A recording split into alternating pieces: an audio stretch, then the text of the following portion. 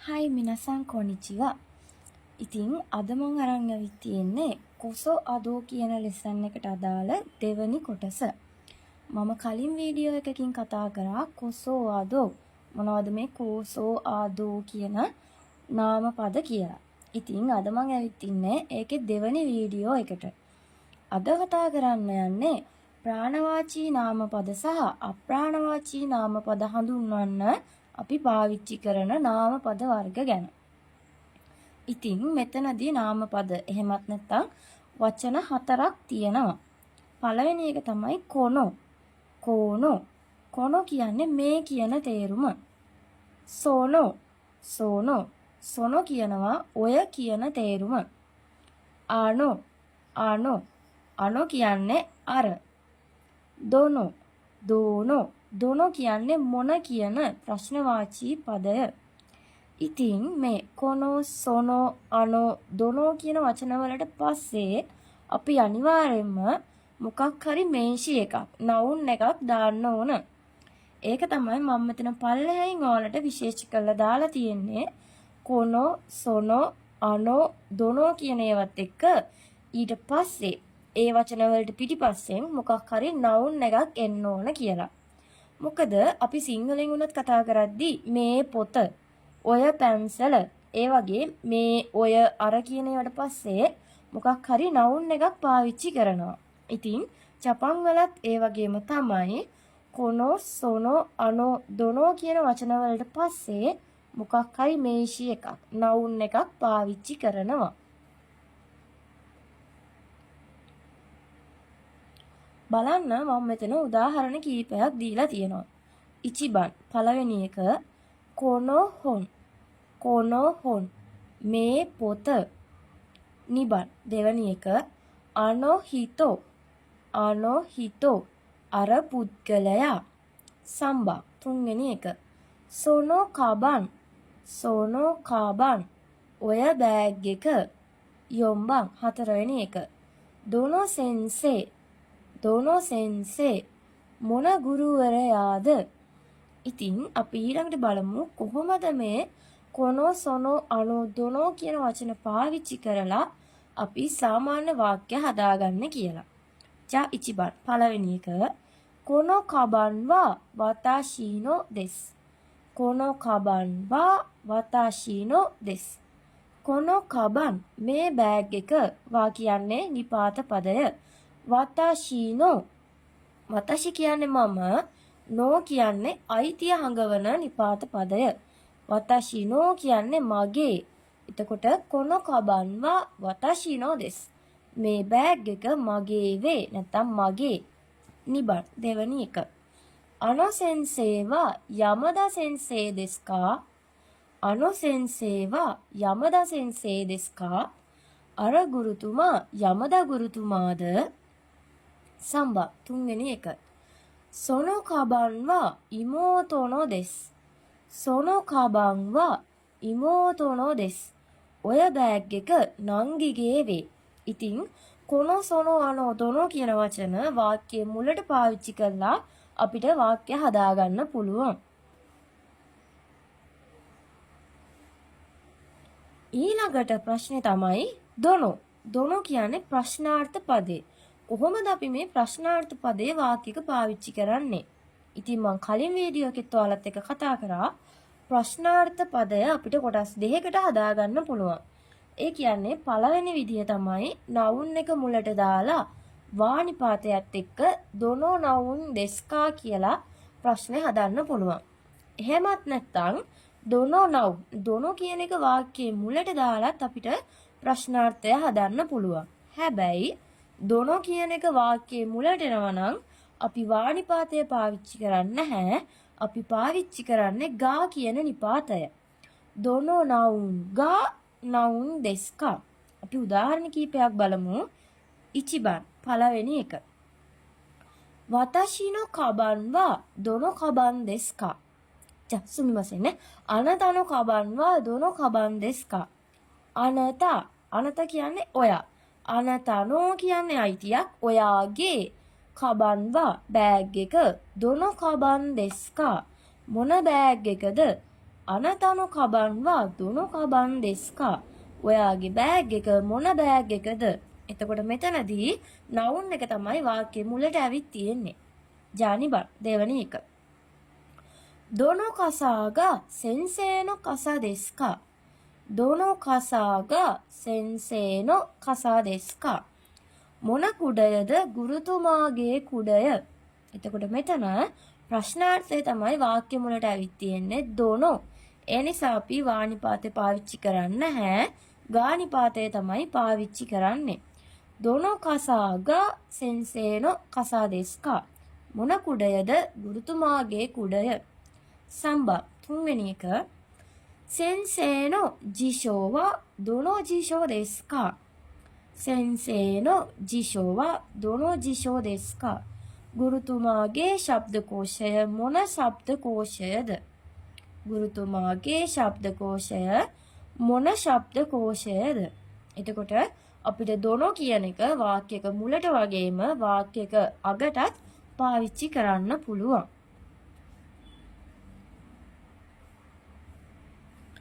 හයි සුගි ඊළඟට අපිට තියෙන්නේ දිශා හඳුන්වන පද. අපි කොහොමද දිශා හඳුන්වන්නේ? එහෙමත් නැත්නම් අපි කියන්නේ මේ පැත්ත, ඔය පැත්ත, උතුරු පැත්ත, දකුණු පැත්ත. ඔන්න ඔය වගේ ඒවා කියද්දී අපි පාවිච්චි කරන වචන කිහිපයක් තියෙනවා. කොචිරා, කොචිරා. කොචිරා කියන්නේ මේ පැත්ත. සොචිරා, සොචිරා. සොචිරා කියන්නේ ඔය පැත්ත. අචිරා, අචිරා. අචිරා කියන්නේ අර පැත්ත. දොචිරා, දොචිරා. මොන පැත්තද? එතකොට කොචිරා මේ පැත්ත, සොචිරා ඔය පැත්ත, අචිරා අර පැත්ත, දොචිරා මොන පැත්තද? ඉතින් අපිට මේකට දිශා කීපයක් අවශ්‍ය වෙනවා. ඉතින් මම මෙතන ඔයාලට දිශා ටික ජපන් වලින් දාලා තියෙනවා. අපි බලමු. කිතා. කිතා කියන්නේ උතුර. හොකුතෝ, හොකුතෝ ඊසාන. හිගාෂි, හිගාෂි නැගෙනහිර. නන්තෝ, නන්තෝ ගිනිකොන. මිනාමි, මිනාමි දකුණ. නන්සෙයි, නන්සෙයි නිරිත. නිෂි, නිෂි බටහිර. හොකුසෙයි, හොකුසෙයි වයඹ. ඉතින් මේකේ අපිට විශේෂයෙන් මතක තියාගන්න ඕන කිතා, හිගාෂි, මිනාමි, නිෂි කියන හතර. උතුර, නැගෙනහිර, දකුණ, බටහිර. ඔය ටික තමයි විශේෂයෙන් මතක තියාගන්න ඕන. උතුරට කියනවා කිතා. නැගෙනහිරට කියනවා හිගාෂි. දකුණ මිනාමි. බටහිර නිෂි. ඔය ටික විශේෂයෙන් මතක තියාගත්තම සාමාන්‍යයෙන් කතා බහට ප්‍රමාණවත් වෙනවා. ඉතින් අපි ඊළඟට බලමු මේකෙන් වාක්‍ය කිහිපයක් හදලා. බලන්න ඉචිබන් පළවෙනි එක. කොචිරා වා හිගාෂි දෙස්. කොචිරා වා හිගාෂි දෙස්. මේ පැත්ත නැගෙනහිර වේ. නිබන් දෙවැනි එක. අචිරා වා මිනාමි දෙස්කා. අචිරා වා මිනාමි දෙස්කා. අර පැත්ත දකුණු දිශාවද? සම්බා තුන්වෙනි එක. කිතා වා සොචිරා දෙස්. කිතා වා සොචිරා දෙස්. උතුර ඔය පැත්ත වේ. යොම්බා හතරවෙනි එක. නිෂි වා කොචිරා දෙස්. නිෂි වා කොචිරා දෙස්. බටහිර මේ දිශාව වේ. ඉතින් අපිට කොචිරා සොචිරා කියන ඒවා වාක්‍යයේ මුලට වගේම වාක්‍යයේ මැදට දාලත් පාවිච්චි කරන්න පුළුවන්. ඊළඟට මම මෙතන දීලා තියෙනවා අපිට තවත් වැදගත් වෙන වචන කිහිපයක්. හිදාරි. හිදාරි. හිදාරි කියන්නේ වම. අපේ වම් පැත්ත වම් අත කියන තේරුම. වම් අත නම් අපි කියනවා හිදාරි තේ. තේ කියන්නේ අත. මිගි. මිගි. මිගි කියන්නේ දකුණ. එතකොට වම් පැත්ත කියලා කියනවා නම් අපි හිදාරි ගාවා කියලා කියනවා. හිදාරි ගාවා. දකුණු පැත්ත නම් මිගි ගාවා. මිගි ගාව කියලා කියනවා.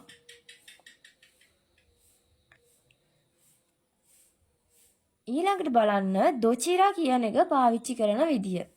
කලින් වගේම තමයි අපිට දොචිරා කියන ප්‍රශ්නාර්ථ පදේ වාක්‍යයක අවසානයට වගේම වාක්‍යයක මුලට පාවිච්චි කරන්න පුළුවන්.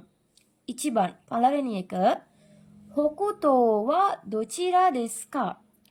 හොකුතෝ වා දොචිරා දෙසු කා. මෙතන දොචිරා කියන එක වාක්‍ය අවසානයේ තමයි පාවිච්චි වෙලා තියෙන්නේ. ඊසාන මොන පැත්තද? ඊසාන මොන පැත්තද? නිබන් දෙවෙනි එක. නන්තෝ වා දොචිරා දෙසු කා. නන්තෝ වා දොචිරා දෙසු කා. ගිනි කොන මොන දිශාවද? සම්බා තුන්වෙනි එක. මේකෙදී අපි දොචිරා කියන එක ප්‍රශ්නාර්ථ පදය වාක්‍යයේ මුලට තමයි පාවිච්චි කරලා තියෙන්නේ. ඒ නිසා අපි ගානිපාතය තමයි පාවිච්චි කරන්නේ. දොචිරා ගා මිනාමි දෙසු කා. දොචිරා ගා මිනාමි දෙසු කා. මොන දිශාවද? දකුණු දිශාව. මොන දිශාවද? දකුණු දිශාව. යොම්බා හතරවෙනි එක. දොචිරා ගා නිෂි දෙසු කා. දොචිරා ගා නිෂි දෙසු කා. මොන දිශාවද? බටහිර දිශාව.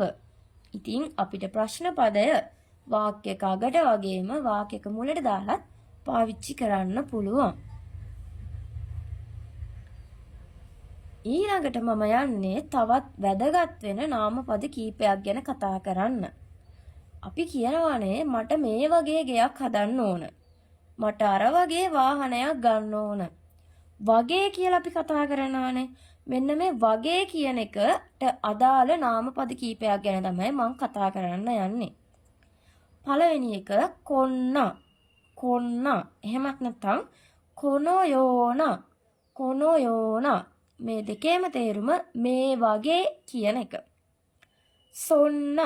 සොන්න. එහෙමත් නැත්නම් සොනෝයෝන. සොනෝයෝන. ඔය වගේ. අන්න. අන්න. එහෙමත් නැත්නම් අනෝයෝන. අනෝයෝන. අර වගේ. දොන්න. දොන්න. එහෙමත් නැත්නම් දොනෝයෝන. දොනෝයෝන. මොන වගේ. අපි මේ ටික පාවිච්චි කරලා වාක්‍ය කිහිපයක් හදලා බලමු. පළවෙනි එක. කොනෝයෝන කුරුමා ඕ කයිතයි දෙස්.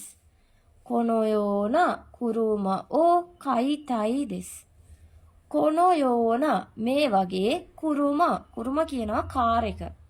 වාහන කියලත් පොදුවේ පාවිච්චි කරන්න පුළුවන්. කොනෝයෝන කුරුමා ඕ මේ වගේ කාර් එකක්. කයිතයි දෙස්. මිලදී ගන්න අවශ්‍යයි. කයි මස් කියනවා මිලදී ගන්නවා කියන ක්‍රියාපදය. මේකේ මස් කියන කොටස අයින් කරලා තයි කියන එක එකතු කරාම අවශ්‍යයි කියන එක අපිට හදාගන්න පුළුවන්. කයිතයි දෙස් කියනවා මිලදී ගන්න අවශ්‍යයි කියන එක. නිබන් දෙවෙනි එක. අන්න ඉයේනි සුමිතයි දෙස්. අන්න ඉයේනි සුමිතයි දෙස්. අර වගේ ගෙදරක ජීවත් වෙන්න අවශ්‍යයි. අර වගේ ගෙදරක ජීවත් වෙන්න අවශ්‍යයි. සුමිමස්. සුමිමස් කියනවා ජීවත් වෙනවා කියන ක්‍රියාපදය. අවශ්‍යයි කියන එක හදාගන්න පුළුවන්. සුමිමස් කියන එකේ මස් කියන කොටස අයින් කරලා තයි දෙස් කියන එක එකතු කරාම. සම්බා තුන්වෙනි එක. දොන්න කුත්සුගා කයිතයි දෙසු කා. දොන්න කුත්සුගා කයිතයි දෙසු කා. මොන වගේ සපත්තු දෙකක්ද අවශ්‍ය? මොන වගේ සපත්තු දෙකක්ද මිලදී ගන්න අවශ්‍ය? යොම්බා හතරවෙනි එක.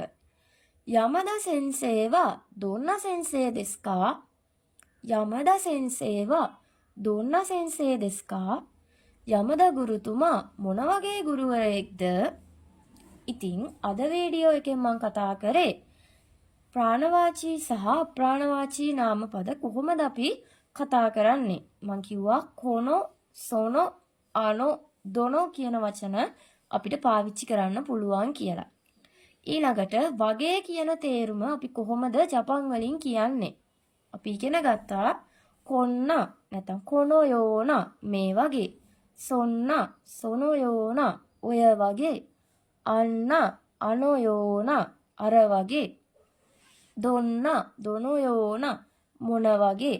ඉතින් අද ලෙසන් එක ඔයාලට පැහැදිලි වෙන්නේ නැති කියලා මම හිතනවා. ඉතින් ඊළඟ වීඩියෝ එකත් එනකන් මම ආදරයෙන් ඉල්ලීමක් කරනවා මගේ channel එක subscribe කරලා අපේ channel එකත් එක්ක එකතු වෙන්න කියලා. じゃあ見てくれてありがとう。